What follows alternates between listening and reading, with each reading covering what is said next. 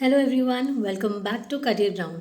And first of all मैं आप सब लोगों को थैंक यू बोलना चाहती हूँ।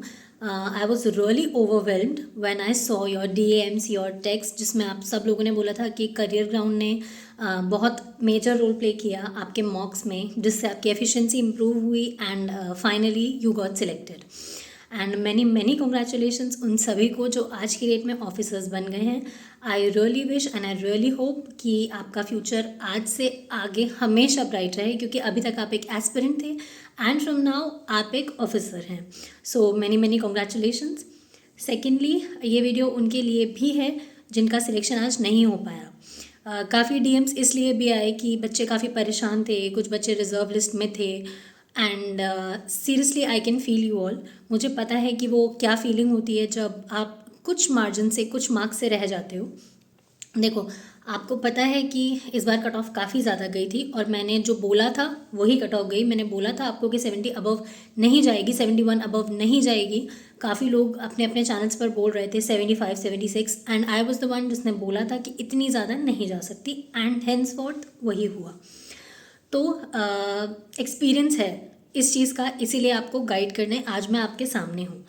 सेकेंडली, मैंने आप लोगों को हमेशा बोला है कि एफओ टारगेट करो। ठीक है, आप एक एग्रीकल्चर ग्रेजुएट हो, एग्रीकल्चर पोस्ट ग्रेजुएट हो, एग्रीकल्चर आपका बेसिक है, आप उसे नहीं छोड़ सकते। और ऑनेस्टली आपने एग्रीकल्चर से किया है तो लगता है कि हम जिस ब्रांच से हैं हम उसी के लिए आगे तैयारी करें, स्पेशलाइजेशन उसी में जाए आगे, विच इज़ गुड, कोई उसमें प्रॉब्लम नहीं है। But the one thing that I always say is target AFO but not only AFO. मतलब ये कि एएफओ को टारगेट करो बट सिर्फ एएफओ टारगेट मत करो। आज जितने भी बच्चों का नहीं हुआ और जितनों की भी मुझसे बात हुई, जितने भी स्टूडेंट्स हैं मेरे जिनका हुआ है उनको मैंने कंग्रेचुलेशंस किया, और जिनका नहीं हुआ आप सब लोग अगर ये वीडियो देख रहे हो तो आपको पता होगा मैंने आपसे यही कहा कि आप जनरल बैंकिंग पर भी फोकस करो। बिकॉज देखो, एएफओ का ट्रेंड जो चल रहा है ना, अभी आपको भी पता है वैकेंसीज बहुत एब्रप्ट होती हैं। अब वो ज़माना चला गया जब 2500 और 1900 इतनी सारी वैकेंसीज आती थी। लास्ट ईयर भी आपको पता है इनिशियल वैकेंसीज कम थी बट वो बढ़कर 948 949 पहुंच गई थी। इस बार भी आपको पता है इनिशियल वैकेंसीज क्या थी, उसके बाद क्या बढ़ी क्या नहीं बढ़ी, फाइनल वैकेंसीज वही थी 390।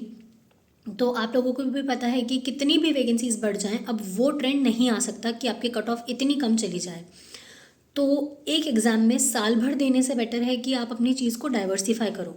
आप लोग अगर कंटिन्यूस मेरे फॉलोअर हो तो आपने देखा होगा मैंने हमेशा आपको बोला है, अपने सेल्फ एक्सपीरियंस से बोला है कि अगर आप अदर बैंकिंग एग्ज़ाम्स को टारगेट करोगे आपको सक्सेस ज़रूर मिलेगी।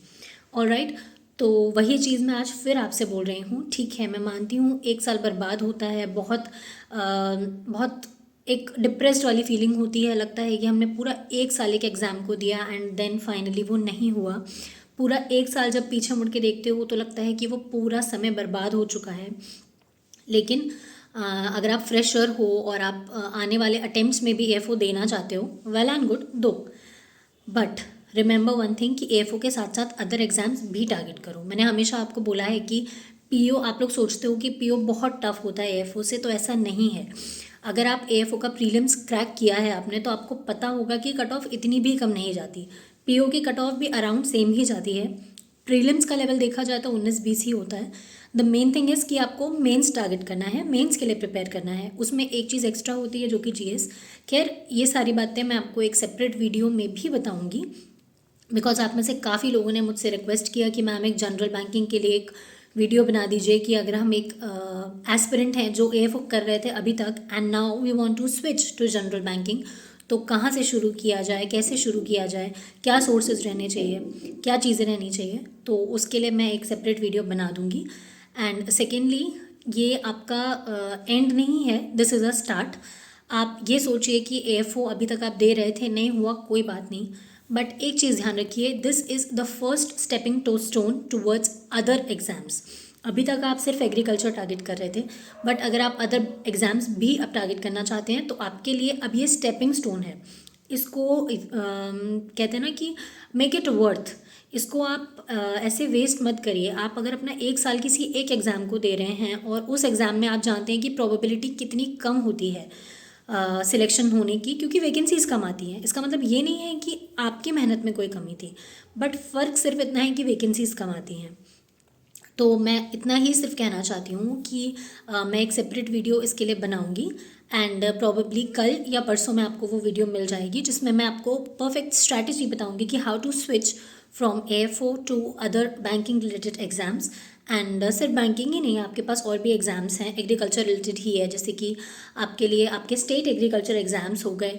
देखो, AFO को टारगेट करो, बट मैं लास्ट में यही कहूँगी कि AFO करो, बट सिर्फ AFO मत करो, क्योंकि जब आप फिर पीछे मुड़ के देखते हो ना, आपको लगता है कि आपका एक साल बर्बाद हो चुका है।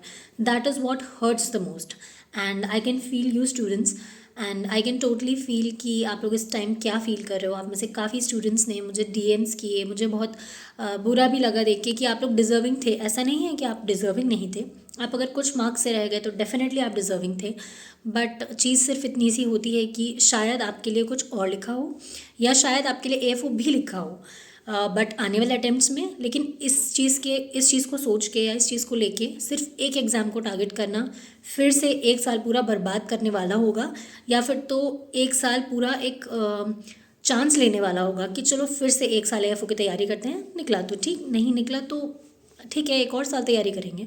If that is the case then I don't have any words. But अगर आप चाहते हैं कि अदर एग्ज़ाम्स पर भी स्विच करना है चाहिए आपको, जो कि मैं समझती हूँ कि एक स्मार्ट स्ट्रैटेजी है, तो स्टे ट्यून्ड। आप सब्सक्राइब कर लीजिएगा, लाइक और शेयर भी करिएगा वीडियो को, because that is what gives us the motivation to guide you people. And secondly, thank you so much for all your overwhelming responses, that Career Ground was of huge help to you, and I hope we'll be guiding you in near future as well. And stay tune, क्योंकि अगली video इसी बारे में होगी, that from being an AFO aspirant आपको other banking exams में कैसे switch करना है, ताकि आपको वो जो कॉम्प्लेक्सिटी होती है, वो जो आ जाता है इन्फीरियोरिटी कॉम्प्लेक्स की, यार वो लोग तो इतने सालों से तैयारी कर रहे हैं that for general banking, and हम अब स्टार्ट कर रहे हैं। वो कहते हैं ना कि स्टार्ट कभी भी करो, आपको स्ट्रैटेजी पता होनी चाहिए। So that is what I'm here for, and definitely I'll guide you. So stay tuned for my next video. Thank you.